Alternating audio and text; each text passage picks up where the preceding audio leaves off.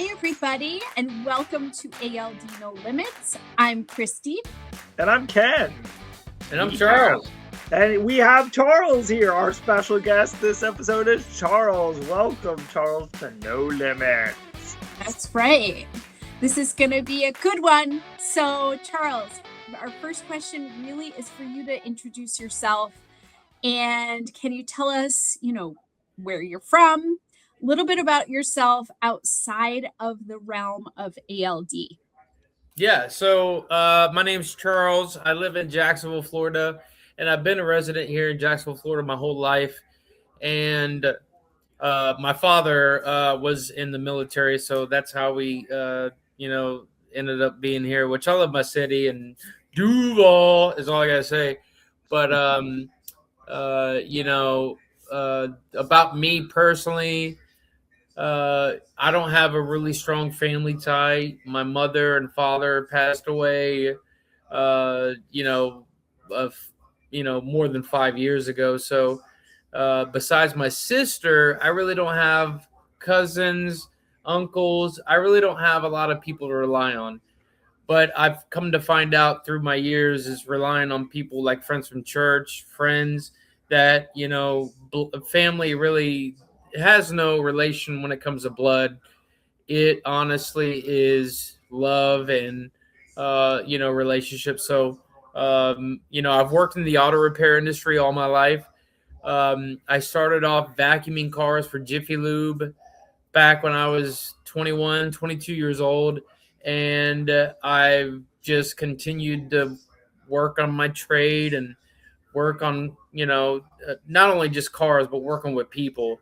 So I continued to do that. I ended up becoming very successful. So I was working for a lot of small oil change shops. I was a manager, and I was very successful actually. And they put me at the most touted, oil change shops. And then 2016, but the one underlying factor that I was struggling with was I was addicted to drugs. So in 2016, I got arrested, and I was released from jail in 2016, and there was nobody there. I was eating at homeless shelters. I was trying to, figure out what I'm gonna do with this, next chapter of my life. So I contacted somebody that I looked out for in the past and let them stay on my couch. And I was like, "Hey, are you doing okay?" And he's like, "Yeah, I'm doing okay." So I reached out to him. He let me stay on his couch. And from 2016 to 2020, in 2020, I became a homeowner. I bought a house in a side of town in Jacksonville, which is called Arlington. And I bought this house. It's a 4-bedroom house. And I'm like, dang, look at I tried not to take all the credit. I tried to put the credit on to who, but I'm like, man, I just got out of jail. And trust me, during my time of working on cars and in this industry, I always battled with going in and out different chapters of what I was going through. So in 2020, I closed on my home, and I relapsed in 2021. I lost my job. In 2021, I was trying to find a job, but because I had a walker, not a lot of people would hire me. And at that time, I decided to put in for disability. And because I obviously had a disability, I couldn't walk, but I didn't have any medical evidence of it. So I figured I put it in at that time. Well, here I am. 1 month ago, I finally got approved for it. And because I figured out I didn't love working on cars, I come to find out I love people. So during this whole process, I also started renting rooms at my house. And I still have the home. I'm very thankful for that. And so I'm sorry, I get off on a tangent sometimes, but that's been my story. Yeah. Huh. Well, that is a story. So, my question to you is be like, when did ALD enter your life exactly? How did that come about? Well, I could say ALD entered my life far before I saw the physical issues with it, because in my mid-20s, I was noticing issues down, whether it was my excuse my language, but my pee stream, or whether it was trying to get an erection. Like, Yep. I'm like, dang, I'm already I feel like I'm in good shape, but I have these issues going on. Yeah. But I would say 10 years ago, I started tripping over flat surfaces, and people would call me clumsy. Oh, look at you, Charles. You're always clumsy. We're going to have to bring you knee pads. I remember one time I went to the Jacksonville Jaguar game, and I came back. I was wearing white pants, and black tops. I remember it like it was yesterday. But I tripped over a micrometer of whatever in the pavement, and I fell on my kneecaps. I got up. I had bloody kneecaps the rest of the tailgate. And anyway, so I thought I was out of shape. I thought I was, somebody that really needed to work on his condition. But I mean, I'm not heavy. I'm not fat. But Yeah. I always thought of it as me just being out of shape. And yeah. So you did that. So did we take ourselves to the doctor, or to figure out what exactly was happening? Yeah, so I saw my primary care, and they sent me to a arthritic doctor. I can't remember what you call it, but and then they wanted to send me to a neurologist. But mind you, I'm working at a job, trying to work my way up, and honestly, because of my stubbornness and the way I look at things, is I don't feel like this is a big issue. I feel like I got to work on it myself. This is something to where I don't feel like it's something I need to go see a doctor. I feel like this is something to where I'm just not taking care of myself. So I turned down all those doctor visits, and I continue to just try to work and try to, work this issue out. But then it became a point where customers were telling me, Charles, why are you walking like that? And I'm like, what are you talking about? Well, you're not walking the way you used to. You should look into it. And I'm like, I feel the same, but that's the one thing that it doesn't baffle me, but, kind of like irritates me about this disease is it's not something that takes over overnight. So you can't isolate the issues. You're talking about something that has happened over 10 years. So I can't tell you how yesterday was. I can't tell you about how 5 years was. Right. So anyways, I might have gone down a tangent. I'm sorry. No, it's okay. That's yeah. We're going to nickname you Charles Tangent. Just kidding. Okay, that's fine. No, Charles. Okay. I don't know. We'll think of a better nickname. Right, let's keep going. Yeah, let's keep going down the tangent. Then what happened? I want to hear like where was the point where your stubbornness, you kind of were like, okay, I'm gonna put that aside, maybe. Or when did you get to that point where you're like, I'm going to the doctor to find out what is going on? Yeah. Well, I think after me obviously taking 10 minutes to get out of bed, for me to obviously not move my legs the way I should. When I lost my job in 2022, because I was trying to rid the addiction I was on, and I was trying to, I was chasing these feelings inside my head that would make me feel so much more comfort than how I am now, which might not be relevant to the situation. But I come to realize that after I lost my job, I was trying to find a job that, and the way that I look at it is I'm always ready to take care of people, do the job.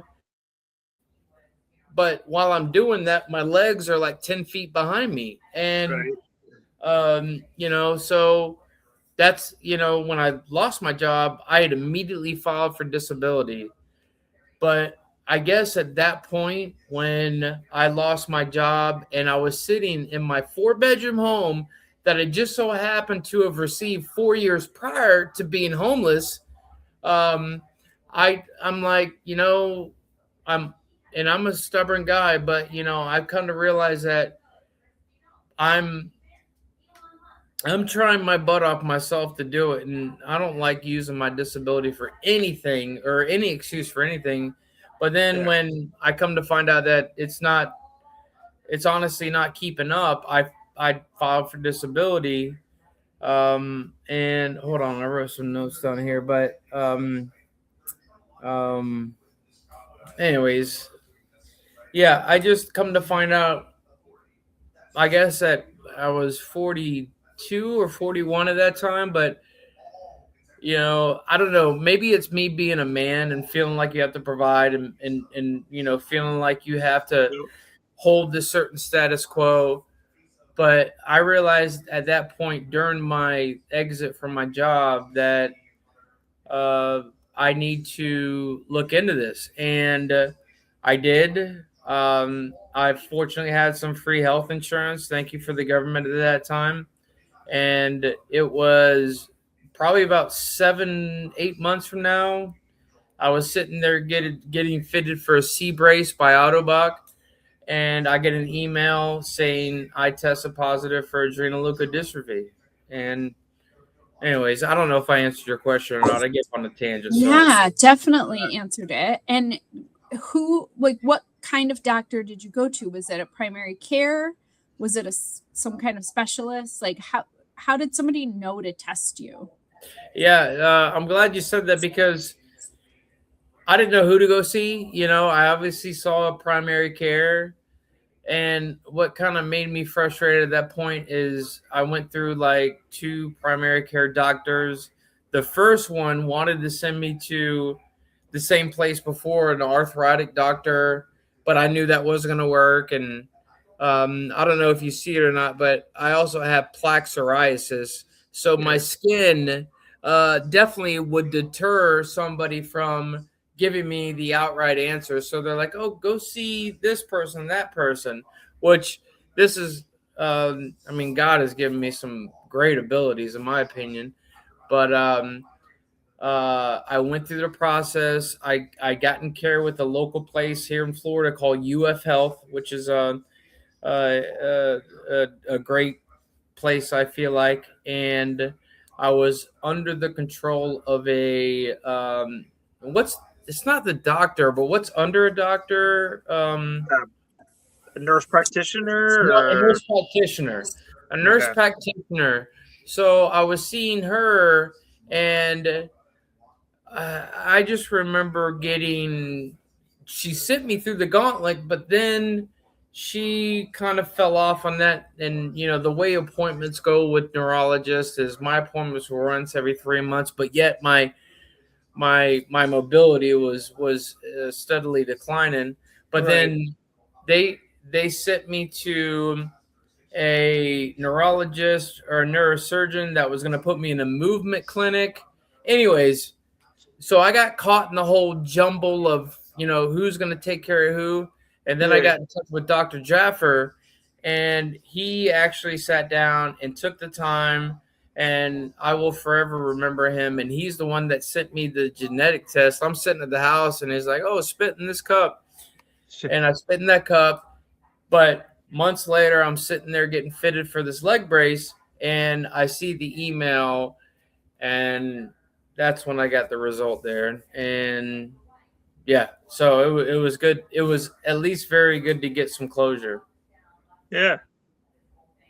So that's how we got there. So now with the closure family, because obviously runs in the family, was there any like, I'm assuming your mother potentially.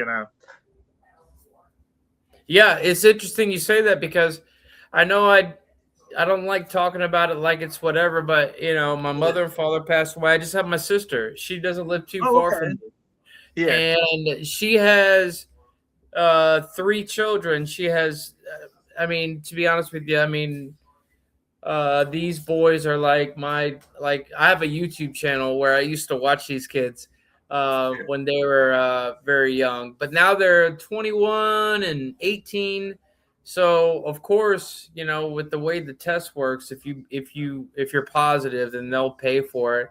So I sent it to her, but I think even, and I'm almost worried to email her because I think I'm 5 months removed from that, and I don't think she sent that test out. And I don't know if it's not going to change what's going on, but I am deep down inside like, come on, Dorothy. If mom would have had time to maybe figure out what was going on with me, and if there was treatment, Yeah. I'm sure, she would have loved to have that. But I think maybe my sister is kind of just, if it's not, if what do they call it? Um, if it's not there, it's not a worry. You know what I'm saying? Yeah. Yeah. Let me call Dorothy. Charles, I'll call her. Oh, you will? No, I will. So you can give her my number. Okay. I really think, it's hard with families sometimes to get them to test. I'm one of 5 I have 4 siblings, 3 brothers and a sister. And they were really good about getting tested, thankfully. But I know that I've heard from other people who have a hard time getting their family members tested. And it's not a big deal. It's like a mouth swab. No, yeah, you're right. Right. And we just want, you want to be able to be proactive with your health. Right. That's like my message to people is, we don't want to have to react after symptoms occur. We want to be able to be proactive if possible. Right. So, yeah, that's interesting. Interesting. But, so, yeah, tell us. Sorry, go ahead. You go. No, you go ahead. So tell us about you now. What are your symptoms? What do what kind of treatment are you seeking or involved in? What does your day-to-day look like? Yeah, so because adrenal leukodystrophy is kind of like, it is what it is treatment for me. I would say one thing that I've done personally is I've limited the amount of very long chain fatty acids that I bring into my system. So I do not, or at least limit the amount of food that I bring in from a cow. So I remember the other day and I really wanted a hamburger so bad. So I was at a restaurant, but then I'm like, you know what? And I got me a grilled chicken sandwich. So I've been honestly very good as far as limiting that goes. And before I figured this disability out, I was at 215, but now I'm at 205. So I'm a respectable, weight, and I feel better, So, I mean, regardless of whether this actually helps out, which I know there's not a medical evidence to prove that, is I feel a lot better. But I guess as far as my day-to-day goes, is that house that, I bought in 2020, because of the fact not only God and my mom has blessed me with this hospitality, mentality, is that's my full rental. Is I have 5 tenants renting rooms out in the house, and I stay with a buddy of mine, which I'm at right now, that I went to high school with. So I just get up every day. I drink my coffee, and I don't know about y'all, but it almost seems like with ALD that everything makes a difference. Coffee hits so much harder. Booze, I got to be careful because if I drink too much, my legs don't reflect what my brain wants me to do. Yep. So I got to be careful on everything that I bring into my system because, anyways, so I'm going to go visit the Philippines in March because now since I've gained disability, I'm looking to maybe as a person that doesn't have any wives or kids, like I'm looking to move myself to a place that might help me out financially and also mentally. So Yeah. I hope I answered your question there. Yeah. So that's the Charles now. So yeah. So as far as like, do you have as far as like mobility, like some people reflect, do you use any walking aids or are you Yes. fairly? Yes. So I am on my walker right now. Yeah. So I need a walker. I'm Yep. 44 years old. I just turned 44 actually.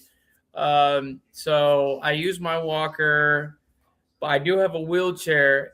But I got church tomorrow, and we do church in the park. But uh, the one thing that happens is I'm noticing now, like if I take steps, like I'll be sitting here with the walker, and my walker is like 10 feet ahead of me, but my legs ain't kept up. So I'm like, oh crap! I hit the brakes, and anyway, so I'm gonna bring my wheelchair tomorrow to the park, and I feel like I'm hoping at least that this situation doesn't get any worse than it is, but it's not going to keep me from getting the main focus done in my life, and that's just Right. continue to love on people.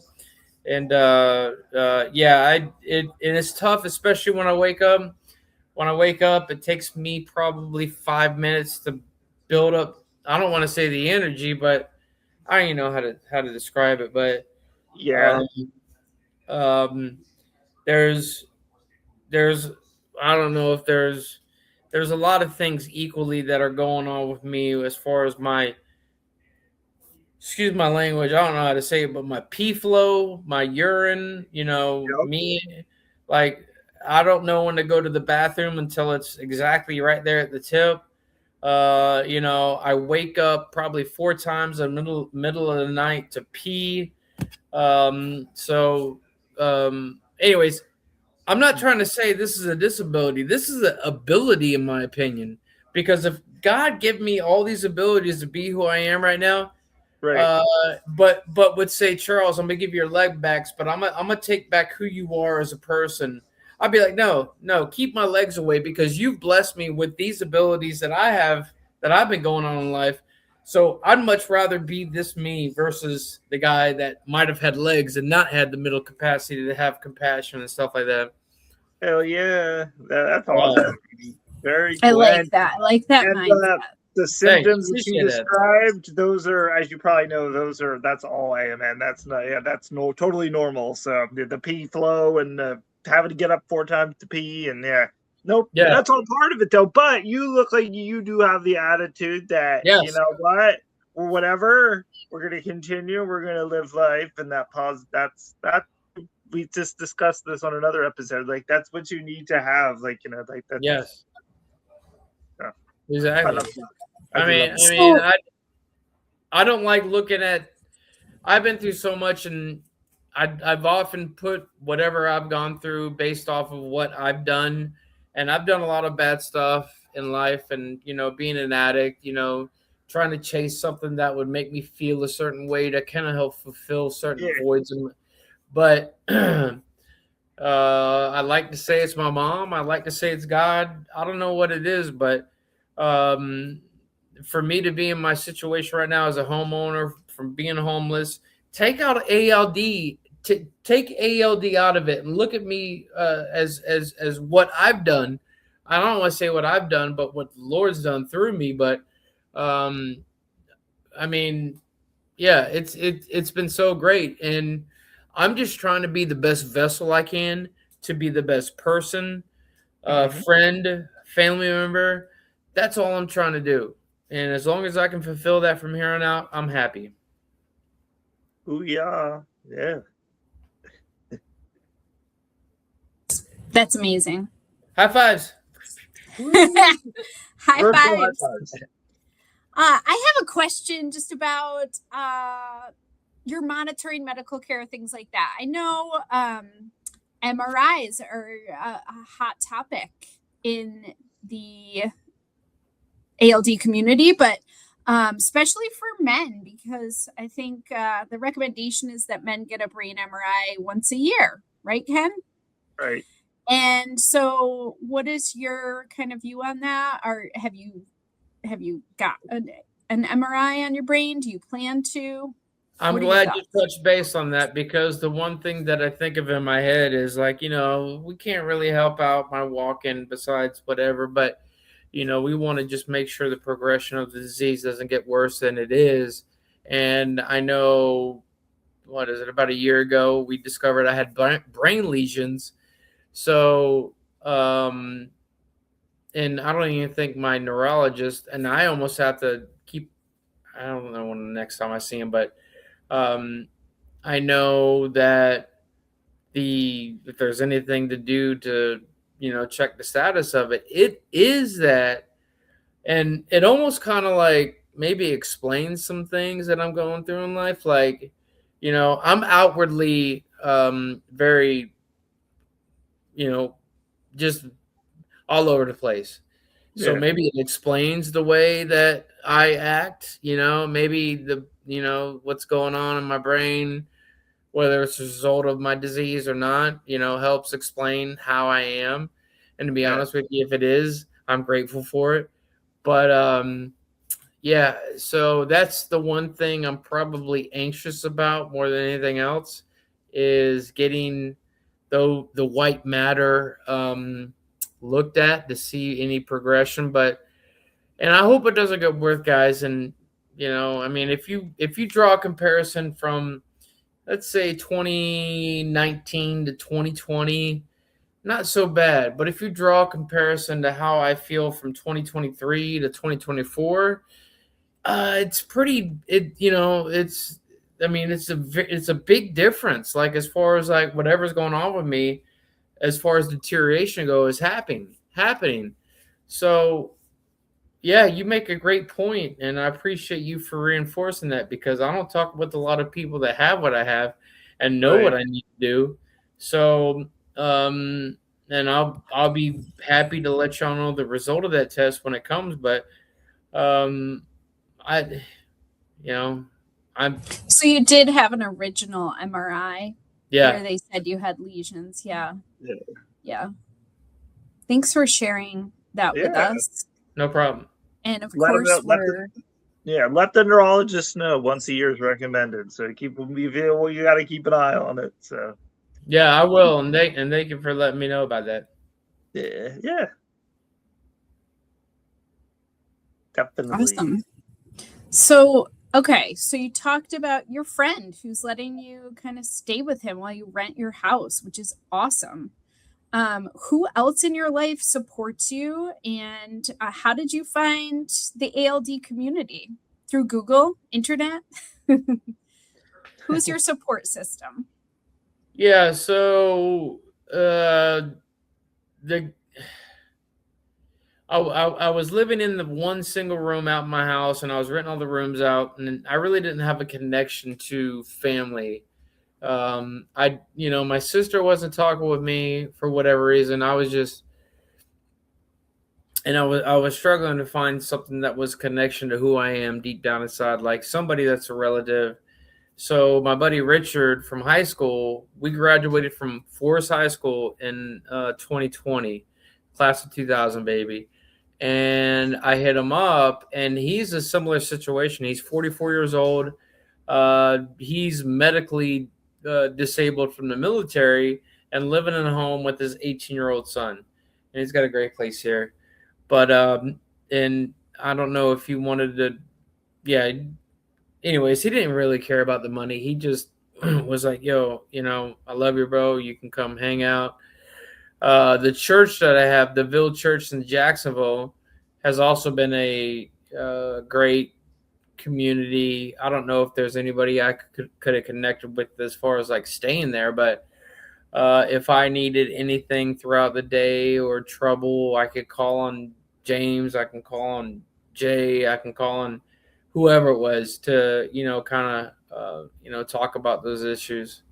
And I'm kind of losing track of the question, but what else were we getting to? Yeah, it sort of had two parts. Sorry. That's great that you have those friends for support. I love that. How did you find the ALD community? Did you Google things? I think it was through a neurologist in Gainesville when they told me, Charles, you can't see nobody here. You're going to have to go see the creme de la creme. You're going to have to see, somebody that has specialty in it. And then I reached out to him, but I didn't get like, all right, you got to do this exercise and you're healed. I didn't get nothing like that. He's like, hey, check out these sites and stuff like that. And I don't know if it was through that, but at least I knew after seeing a specialist that, all right, it looks like I'm going to have to get in self-diagnose mode. So I think I just typed in ALD in the Facebook search bar, and I was able to see, I can't remember specifically what it was, but I was able to see through the comments in the post after I clicked on it where to go, and then that's how I got there. And it's funny because my first day or second day, I made a comment, and this person came at me, cussed me out, sent me messages and said, how dare you talk about this, that, and the other? You're 43 years old. You don't blah, blah, blah. Apparently, he has a relative that is a kid that has it and assumed that ALD is not in middle-aged men. Oh, okay. I got in a whole war about that, and I was like, listen, geez. And he was like, how dare you? This is only for children. What are you trying to say? You have this. Anyways, after a couple of days, we're able to squash it out. But yeah, no, I just found love in just typing away, and I was able to find you. Glad you did. Absolutely. Yeah. That's a big part because, I don't know how you were. Obviously, you had diagnosis probably and you Googled it. I'm sure the Google's never very good. It's not very hopeful. So, yeah. That connection's a good one. So, right. All right. If you could take away one symptom that you have, which symptom would it be? What is the one that's most affecting your life? I would say take away my urination schedule, or should I say, I don't know how to describe it. I don't care about walking. I do care about walking, but take away the effects that it has on me urination wise, or I don't know if that makes sense. I don't know. That makes perfect sense. You said it well. Okay. We can all relate. Okay. And then our $1 million question. Go ahead, Ken. If you could live one day without ALD, what would you do? Oh, I would high kick. Like, heck yeah. I would put a watermelon on top of a 6-foot pole, and I would ninja kick it. And I'm going to tell you right now, as long as I've been in this situation, if my powers were to come back right away, I guarantee you that I would be somebody off of, like, oh my God, I would like to high kick a watermelon off of a 6-foot pole. Well, that is a first and probably a last. That's a fascinating answer, and I can picture it. I can picture you doing it. I could say something else like, anyways, but there's a female on here, but I don't want to do that. And you kick it, and you don't lose your balance afterwards, and you maintain balance. Yeah, exactly. That's such an amazing thing to think about. Right. Yep. I love it. Right. All right. So what advice do you have? Last question here. What advice do you have for somebody who's you were fairly newly diagnosed.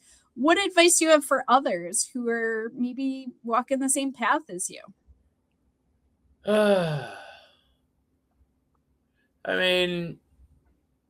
Things have worked out fortunate for, like, I can't tell you how much the timing of everything that's gone on in my life has been such a such a blessing. You know, I've lost my job, but at the same time, I gained a disability, so I was able to bring in money.